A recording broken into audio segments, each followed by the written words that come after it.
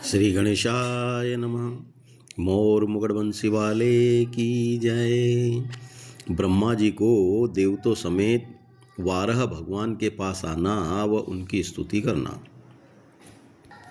मैत्रेय जी बोले, है विदुर, जब हिरणाक्ष मारा गया तब ब्रह्मा ने देवतों समेत वारह जी के पास आनकर इस तरह पर स्तुति किया कि हे परब्रह्म परमेश्वर, आपने वास्ते रक्षा करने देवता व ब्राह्मण व यज्ञ के अवतार लेकर हिरणाक्ष अधर्मी दुख देने वाले को मार डाला। वह पृथ्वी को पाताल से लाकर पानी पर स्थिर किया। सो अब तुम्हारी कृपा से पृथ्वी पर सब जीव आनंद से रहकर यज्ञ व पूजा व दान आदि करेंगे। हिरणाक्ष के समय में देवता व पितरों का भाग नहीं मिलता था। अब वह लोग अपना अपना अंश यज्ञ व होम में पाकर आनंद से तुम्हारा स्मरण करेंगे। जब देवता लोग स्तुति कर चुके तब पृथ्वी स्थिरूप होकर वाराह जी के सामने आई। वह उसने हाथ जोड़कर कहा कि हे ज्योति स्वरूप, आपने दया करके मुझको पाताल से लाकर पानी पर स्थिर किया। सब छोटे बड़े संसारी जीव अपने चरण मेरे ऊपर रखते हैं, सो आपने आदर करके अपने दांतों पर उठाया।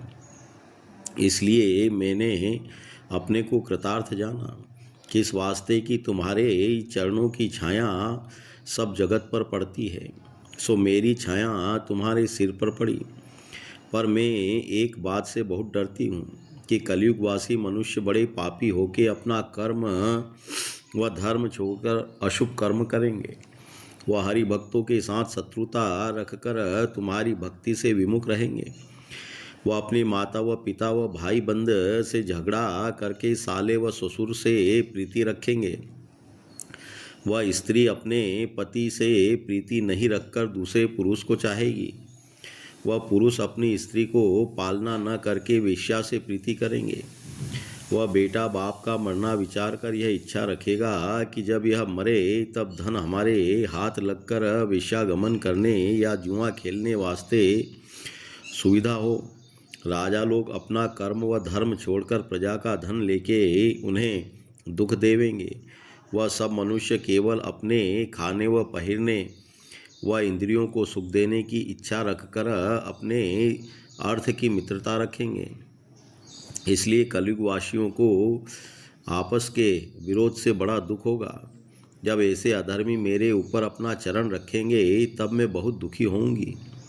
इस बात से मेरी रक्षा आपको करना चाहिए। यह वचन सुनकर वाराह जी बोले कि हे पृथ्वी, तू इन सब बातों के से मत डर। जब जब अधर्मियों के उत्पन्न होने से तुझको दुख प्राप्त होगा तब तब हम सगुण अवतार लेकर अधर्मियों को मार के तुझे सुख देवेंगे। ऐसा कहकर वाराह जी वैकुंठ को पधारे और सब देवता अपने अपने लोक को चले गए। मैत्रेय ऋषिश्वर का विदुर जी से जगत की उत्पत्ति कहना। सौनकादिक ऋषिश्वरों ने इतनी कथा सुनकर सूत जी से पूछा कि जब वाराह जी पृथ्वी को पानी पर स्थिर करके वैकुंठ को गए, उसके पीछे किस तरह संसार की रचना हुई। वह मैत्रेय ऋषिश्वर व विदुर से क्या संवाद हुआ। सूत जी ने कहा कि जब विदुर जी वाराह अवतार की लीला सुनकर बहुत प्रसन्न हुए तब उन्होंने मैत्रेय ऋषिश्वर से पूछा कि महाराज, ब्रह्मा ने संसारी जीव को किस तरह उत्पन्न किया। मैत्रेय जी बोले कि जब पृथ्वी स्थिर हो चुकी तब आदि निरंकार की माया व इच्छा से पहले 24 तत्व प्रकट होकर फिर एक पुरुष यक्ष नाम उत्पन्न हुआ।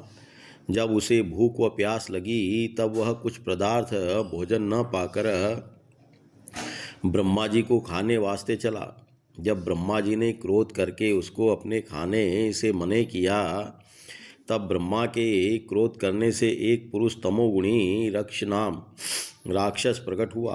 ब्रह्मा ने उन दोनों को देखते ही कुछ भय मानकर जीवों का उत्पन्न करना बंद कर दिया। वह मन में ऐसा विचारा कि हमारे इस तन में सृष्टि रचने में अधर्मी लोग उत्पन्न होवेंगे। जब मैं दूसरा तन धरकर सतोगुण से जीवों की उत्पत्ति करूँगा तब ज्ञानी व धर्मात्मा लोग उत्पन्न होंगे। ऐसा विचार कर ब्रह्मा ने वह तन अपना छोड़ के दूसरा शरीर धारण किया। वह अपने पहले शरीर के दाहिने अंग से स्वयंभू मनु व एक पुरुष बाएं आधे तन से शत्रुपा नाम स्त्री उत्पन्न करके उन दोनों का विवाह कर दिया। जब स्वयंभू मनु ने ब्रह्मा जी से कहा कि महाराज मुझे क्या आज्ञा होती है, तब ब्रह्मा ने विचारा कि जिस शरीर से स्वयंभू मनु व शत्रुता उत्पन्न हुए हैं उस तनु से परमेश्वर का तप व स्मरण नहीं किया। बिना हरिभजन किए धर्मात्मा व ज्ञानी मनुष्य उनसे उत्पन्न नहीं होंगे। यह बात सोचकर ब्रह्मा ने स्वयंभू मनु व शत्रुपा से कहा कि तुम लोग पहले परमेश्वर का तप व स्मरण करके पीछे से संसारी जीवों की उत्पत्ति करो जिसमें धर्मात्मा मनुष्य उत्पन्न होवे। उसी समय स्वयंभू मनु व शत्रुपा ब्रह्मा की आज्ञा से वन में तप करने चले गए। उनके जाने उपरांत ब्रह्मा ने भगवान जी को ध्यान करके उनसे प्रार्थना किया कि हे दीनानाथ मेरा अपराध क्षमा करो। वह मुझसे संसार रचने में भूल होकर यह कठिन काम नहीं बन पड़ता हो तो उसके उत्पन्न करने की मुझे सामर्थ्य दे जिससे तुम्हारी आज्ञा अनुसार जीवों की उत्पत्ति होवे। यह बात सुनकर ब्रह्मा जी को ध्यान में नारायण जी ने ऐसा उपदेश किया कि हे ब्रह्मा अब तुम्हारा तन शुद्ध हुआ, तुम संसार की रचना करो, धर्मात्मा व ज्ञानी मनुष्य उत्पन्न होवेंगे। यह वचन वैकुंठनाथ का सुनते ही ब्रह्मा ने प्रसन्न होकर नारायण जी की कृपा से मरीचि व कश्यप व अत्रि व अंगिरा व पुलस्य व कृतु व भृगु व वशिष्ठ व दक्ष व नारद ये 10 पुत्र उत्पन्न किए। उन 10 ने ब्रह्मा से पूछा कि हमें जो आज्ञा हो सो पालन करें। ब्रह्मा जी ने कहा कि तुम लोग पहले परमेश्वर का तप करके पीछे से संसारी जीव उत्पन्न करो। इस बात में हे नारायण जी व हमारी ही दोनों की यह वचन ब्रह्मा का सुनकर नारद व अंगिरा व क्रतु 3 मनुष्यों ने कुछ उत्तर नहीं दिया और भृगु आदि 7 बेटे प्रसन्न होकर 10 मनुष्य परमेश्वर का तप करने वास्ते वन में चले गए। वह ब्रह्मा के जिस शरीर से स्वयंभू मनु व शत्रुपा उत्पन्न हुए थे उस तन की हड्डी व चमड़ा जो पड़ा था उसमें से एक अंधियारा प्रकट हुआ। उस अंधियारे को यक्ष व रक्ष ने जो पहले ब्रह्मा से उत्पन्न हुए थे स्त्री समझकर ले लिया। नारायण जी का स्वयंभू मनु व शत्रुपा व कर्दम ऋषिश्वर को दर्शन देकर वरदान देना। मैत्रेय ऋषिश्वर बोले कि हे विदुर, जब स्वयंभू मनु व शत्रुपा ने वन में जाकर 10,000 वर्ष परमेश्वर का तप व ध्यान किया तब वैकुंठनाथ ने दर्शन देकर उनसे कहा कि मैं तुमसे बहुत प्रसन्न हूँ, कुछ वरदान मांगो। स्वयंभू मनु व शत्रुपा ने परब्रह्म परमेश्वर का दर्शन पाते ही जब स्तुति व पूजा करके हाथ जोड़कर कहा कि हे दीनानाथ अंतर्यामी, हमने संसार उत्पन्न करने व राजगद्दी का सुख भोगने के वास्ते तप किया है, सो मैं बहुत भूल गया जो राज्य की इच्छा से तप किया। मुक्ति प्राप्त होने के वास्ते तप व स्मरण करना उचित था। नारायण जी ने यह वचन सुनकर कहा कि हे स्वयंभू, जो मनोरथ मिलने वास्ते तुमने तप किया है वह वरदान सिवाय उसके और जिस वस्तु की तुम्हें इच्छा हो वह मुझसे मांग ले, तुमको दूंगा। जब ऐसी कृपा वैकुंठनाथ की स्वयंभू मनु व शत्रुपा ने अपने ऊपर देखी तब हाथ जोड़कर बोले कि हम चाहते हैं कि तुम ऐसे पुत्र हमारे घर उत्पन्न होवे। यह बात सुनकर परब्रह्म परमेश्वर ने कहा कि मेरे समान दूसरा कोई नहीं है जो तुम्हारे यहाँ उत्पन्न होकर तुम लोगों की इच्छा पूर्ण करे, इसलिए हम आप अवतार लेकर तुम्हारे नाती होवेंगे। ऐसा कहकर नारायण जी अंतर्ध्यान हो गए और स्वयंभू मनु व शत्रुपा ने ब्रह्मा जी के पास आनकर दंडवत किया। वह स्वयंभू मनु अपने पिता की आज्ञा से सब पृथ्वी का राज्य करने लगे। सो स्वयंभू मनु व शत्रुपा से 2 बेटा उत्तानपाद व प्रिव्रत व 3 कन्या आकुति व देहुति और प्रसूति नाम उत्पन्न हुई। वह उत्तानपाद के ध्रुव नाम पुत्र उत्पन्न हुआ। वह प्रिव्रत पहले नारद जी के ज्ञान सिखलाने से विरक्त हो गए थे, फिर उन्होंने ब्रह्मा के समझाने से 7 द्वीप का राज्य किया। वह स्वयंभू मनु ने आकुति का विवाह रुचि नाम ऋषिश्वर से कर दिया। वह ब्रह्मा जी के बेटे कर्दम ऋषिश्वर ने अपने पिता की आज्ञा से 10,000 वर्ष परमेश्वर का तप किया।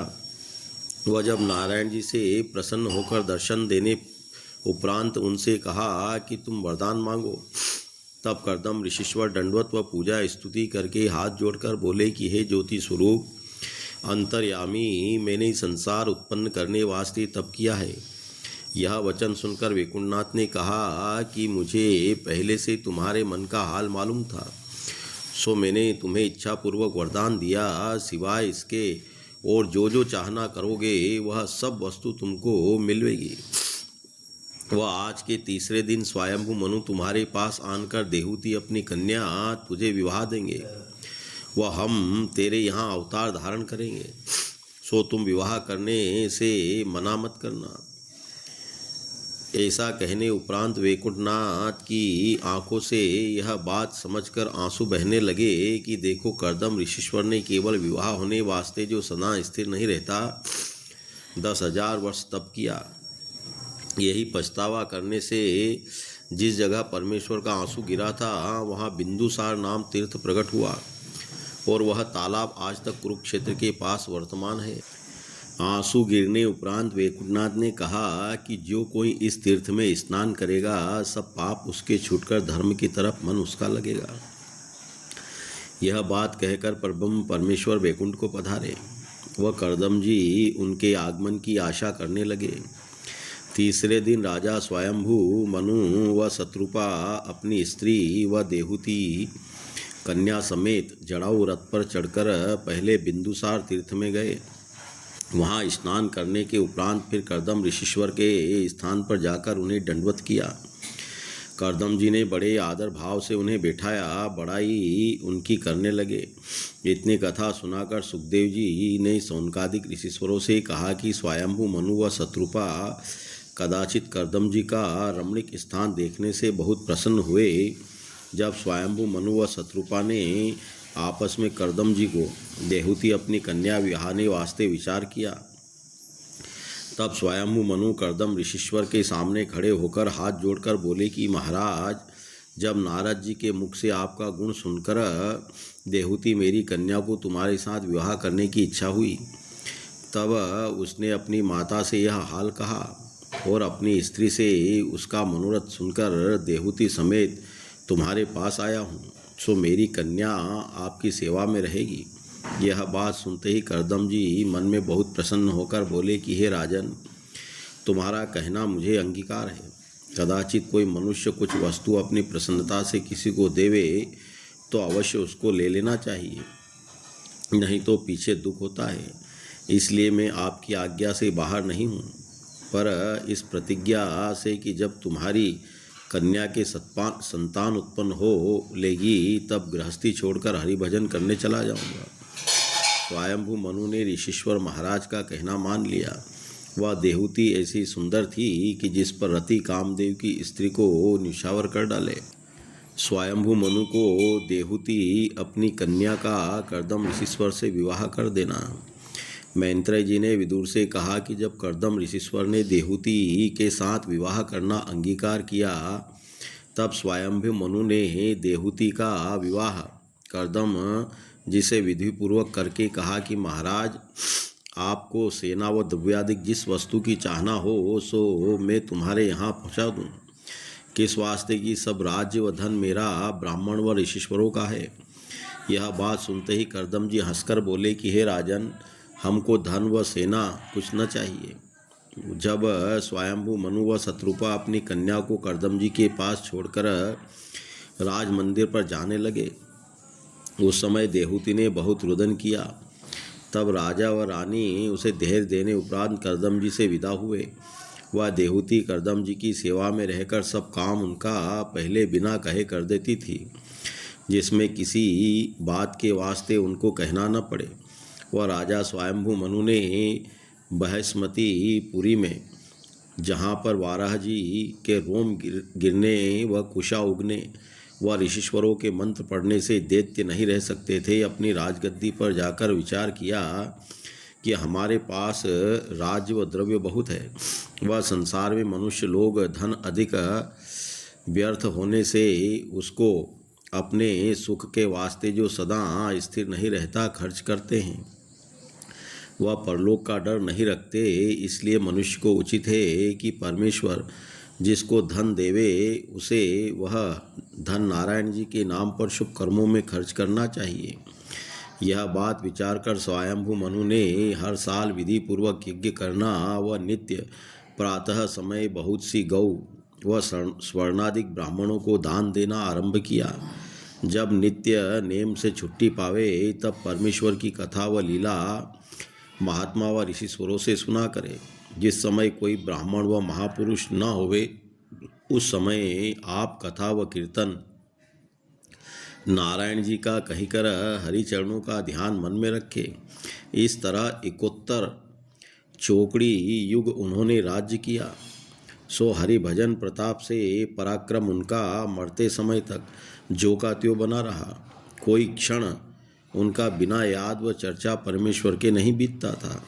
उनके राज में हरि इच्छा से जब प्रजा लोग चाहना करते थे तब पानी वर्ष कर 12 महीने सब तरह का फल व फूल वृक्षों में लगा रहता था।